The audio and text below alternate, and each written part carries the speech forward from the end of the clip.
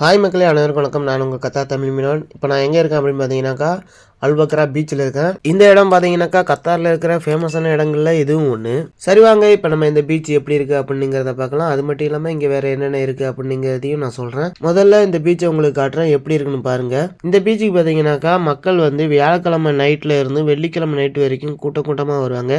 ஏன்னு பார்த்தீங்கன்னாக்கா வெள்ளிக்கிழமை அன்னைக்கு விடுமுறை நாள்.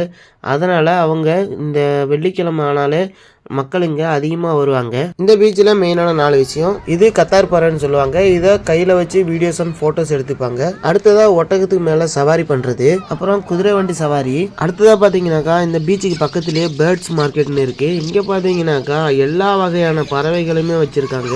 இங்கே பறவைகள் மட்டும் இல்லைங்க, நம்ம வீட்டில் வளர்க்கக்கூடிய செல்ல பிராணிகள் எல்லாமே இங்கே இருக்குது. இந்த வீடியோவை பார்த்துருக்கிற என்னோட கத்தார் ஃபாலோவர்ஸ் அண்ட் சப்ஸ்கிரைபர்ஸ், நீங்கள் இந்த இடத்துக்கு வந்திருந்தா இந்த இடம் எப்படி இருந்துச்சு அப்படிங்கிறத கமெண்ட்டில் சொல்லுங்கள்.